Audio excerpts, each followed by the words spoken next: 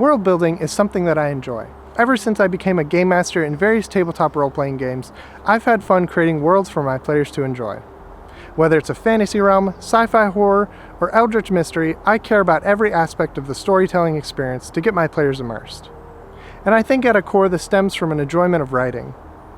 Even in my own paintings, I focus on narrative, trying to tell a story with each painting, and this one is no different. Hello and welcome, my name is Jason, and today we'll be creating my newest painting. Along the way, I'll share the story of the painting, as well as the time-lapse of its creation. Alright, let's get started.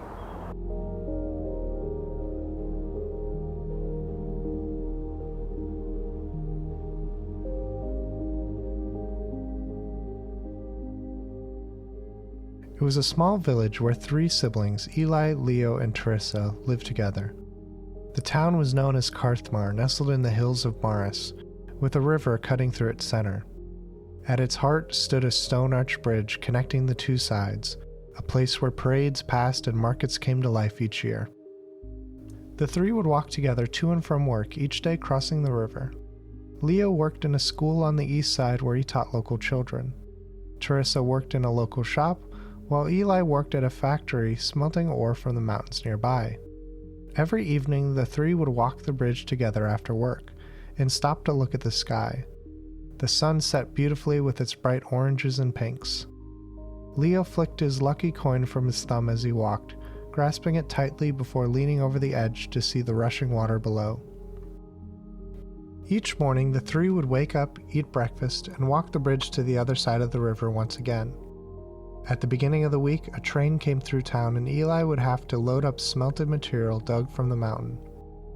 There it would be shipped off to the big city to be pressed and shaped into parts for fighter planes. Each time the train came, Eli dreaded the thought of what these materials would end up being. He knew that they would be put to use creating weapons of war, and hated the fact that he still ended up being part of the war. Long before moving to Maris, the three lived in the country of Narth, in the capital city. Eli was a renowned geneticist, and in those days was known as Casey. Casey's discoveries were groundbreaking, leading to some of the most successful treatments for genetic disorders. Back then, Leo and Teresa also went by different names, while working as nurses in Casey's lab, administering his experimental treatments. Back in those days, the three lived together after the death of their parents. Eventually, Casey's talents caught the attention of the government, who proposed that Casey use his talents to create genetically modified soldiers to aid in the war. Casey resisted. He feared how his work might be used. Eventually, they stopped asking and started telling, making threats at his life and his family until Casey gave in and came to work for the government. They shipped him out to a secret lab on the outskirts of the capital city, away from his siblings, where they made him develop these genetic enhancements. All Casey ever wanted to do was help cure people, but soon he realized his work would be used for destruction. For years and countless experiments, Casey tried to develop a serum that would enhance a soldier's speed, strength, and combat ability, everything to make a super soldier. However, Casey was still far from finishing the serum. He dreaded reading the news, knowing the destruction and chaos caused by Narth's soldiers, and eventually he had enough. He decided to flee the country for a neutral territory known as Vertia, hoping to escape the government's grasp. However, Vertia's borders had been closed due to the war, forcing him to change his plans. In the end, he chose to settle in Maris, a country bordering Vertia, intending to cross the mountain range between them to slip into the country unseen when the time was right. First, he escaped the lab, disabling the security and camera feeds, slipping out through a maze of vents. Outside the facility, he headed straight for the capital city to see his siblings, finding Leo and Teresa in the same apartment they used to live in. Casey spilled everything, where he had been for the last few years, what he was doing, and his plans to leave the country. During all this, the two thought Casey was dead, and only cared that he was still alive. Leo and Teresa decided to follow their brother this time, knowing that in exile they might never see him again. So they changed their names and found transport to a place called Karthmar, miles outside a major city in Maris. They found new jobs to sustain them until they could afford to make the trek across the mountain pass towards the neutral territory. Now, loading up smelted material into the train, Eli thought how impossible it felt to avoid his work being used for destruction. Even here, miles away from Narth, his work would still be used for war, but this time against his prior home. That night, as the three crossed the bridge and stared at the sky, Eli heard an unusual sound of several planes flying in formation overhead. It was several Narth bombers heading for the big city over the hills. The three knew what this meant. Narth was invading. Rushing home, they made plans. Feeling unprepared and pressured, they decided to start their trek first thing the next morning. Together they packed what they could and tried to get some sleep. The sound of bombs exploding in the distance kept them from sleeping, but all they knew is they needed their strength for the journey ahead of them. Morning came, and Leo woke Eli and Teresa. Anxious, Leo explained that he had left his lucky coin at the school the night before and couldn't leave without it. The two still had supplies to gather and a few things to pack before they could depart, so they told Leo to hurry and retrieve his coin and meet at the school on the other side of the river. Meanwhile, Eli and Teresa gathered cans of food for their journey, finished packing their bags, then headed towards the river to meet their brother. As soon as they stepped from the house, they fell back as a military truck barreled past. Behind it was a crowd of civilians heading towards the bridge. An announcement called the attention of the town to cross to the other side of the river. Eli and Teresa ran towards the bridge. Shots started to be heard from behind them as the crowd frantically approached the bridge. Suddenly, there was an explosion. The bridge lit up in a mountain of flame and debris, and the crowd stopped, shocked by the scene before them. It only took a moment for Eli and Teresa to realize their brother was on the other side, and that their path towards the mountain, towards Virtia, was blocked. Narth forces surrounded the townsfolk. The bridge became a chokehold, stopping anyone from fleeing into the mountains towards safety. The next bridge was miles in either direction, and based on the state of this one, the others would be just like it too. The Narth soldiers scanned the crowd, looking through a log. They seemed to be looking for someone, as they compared faces and IDs. Eli tried to move, knowing that it might be him they were looking for, but Teresa grabbed his arm, holding him still, understanding that it would be a death sentence if he tried to run. The guards moved closer and closer, checking each face against the log. Hoping for an exit or distraction to appear, the two sit still under the eyes of the soldiers, but nothing occurred. No resistance forces, no counterattack, nothing to help get them out of this. Eventually, the soldiers located Eli and Teresa. The siblings held their breath, hoping it wasn't them that they were looking for, but it was. The soldiers instantly snatched the two, escorting them to an armored vehicle. The Narth soldiers brought the siblings to the main city east of Karthmar. Narth had captured the entire city and commandeered their facilities and factories for their own purposes. Eli and Teresa were taken to another facility within the city, where Eli was again told to make the serum for the military. Knowing that Teresa used to work for Eli, they made her help in the creation of the serum too. Eli and Teresa worked tirelessly under the supervision of guards. Each night they were escorted to a small, secure facility where they would be watched over for the evening. The warehouse was an old trolley repair station. It was fenced off and guarded, allowing for Narth forces to easily secure the area. For a few days, the two did the work, but the thought of their brother being alone out there in the wilderness started to eat away at them.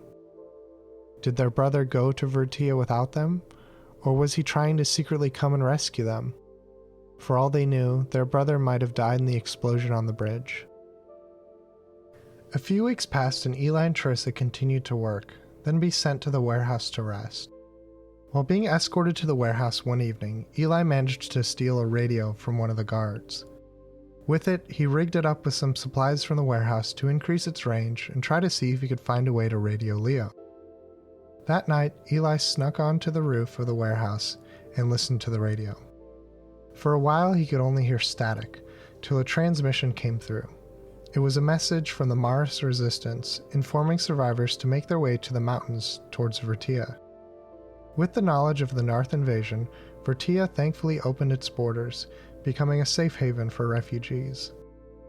The message left coordinates to a safe passage point.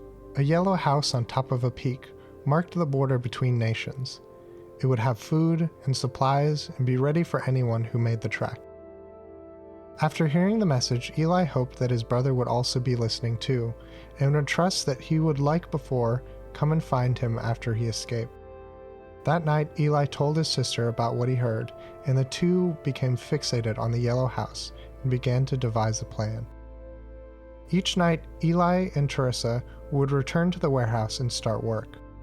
They found old parts and electronics and start to piece together from that parts for a flying machine. They found strips of old tarps and sheets that they assembled together with glue, as well as an old trolley housing which they planned to use for a gondola. With each evening that passed, a machine started to be constructed, and in a matter of weeks, an airship would be created. As nightfall approached on the final day of the airship's construction, the two dragged their creation out to the courtyard. They knew that they only had a few minutes before the guards would arrive, so their escape had to be swift. Lighting up the burner, the balloon started to inflate. Eli and Teresa could hear the sounds of shouting guards in the distance as the balloon took shape. Suddenly, they had lift, and the ship left the ground towards the sky. It drifted in the wind for a moment before Eli activated the propellers. Looking down over the side of the gondola, Eli imagined looking over the side of the old bridge in Karthmar, seeing the river below. But this time, he saw a group of perplexed guards below. The airship sailed through the night, moving west towards Virtia. They took turns sleeping to recover from the nights without sleep as they moved high through the sky to avoid detection. Morning came as the airship reached the mountains between Virtia.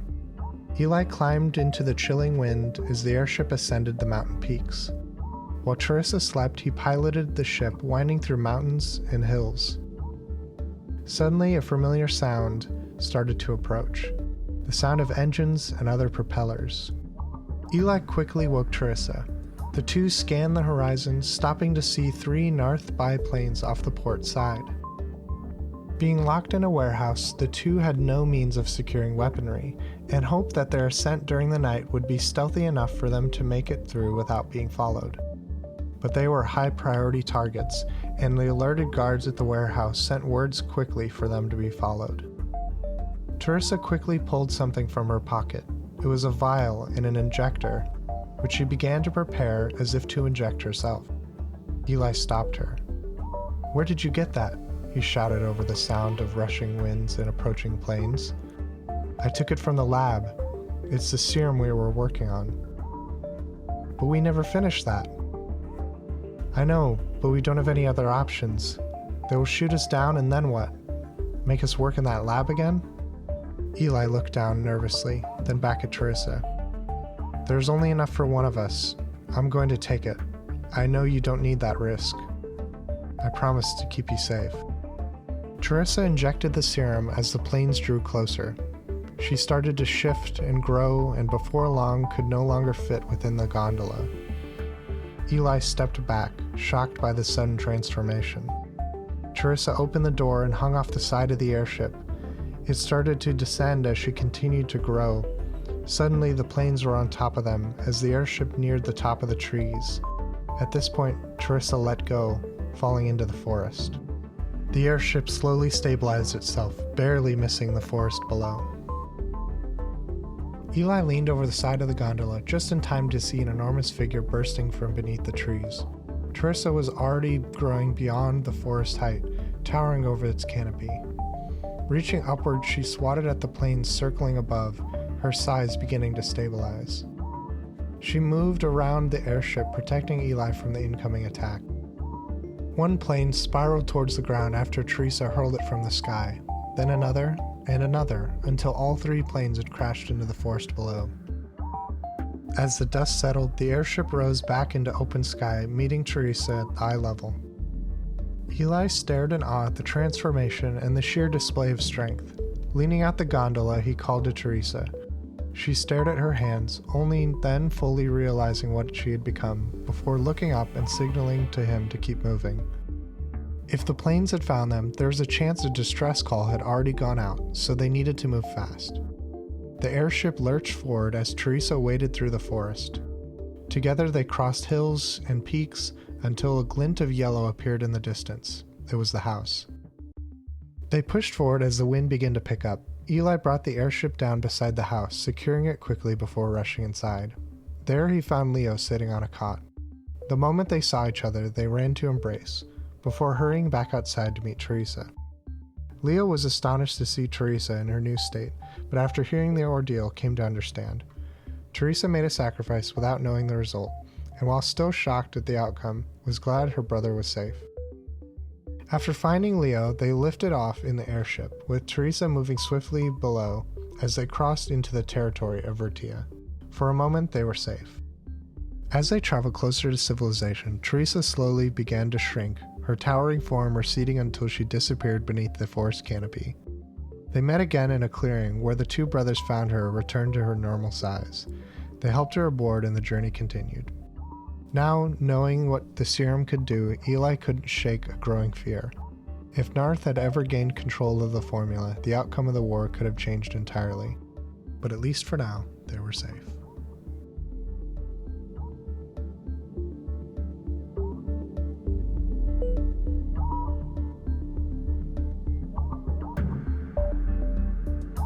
I had a blast not only creating the art for this piece, but the story as well. It was fun to take my art skills and my storytelling skills and mash them together into something that was truly unique. And if you have a piece of art and a story to tell, join us in the Discord and share it there. Anyway, thanks so much for watching, and I'll see you in the next video.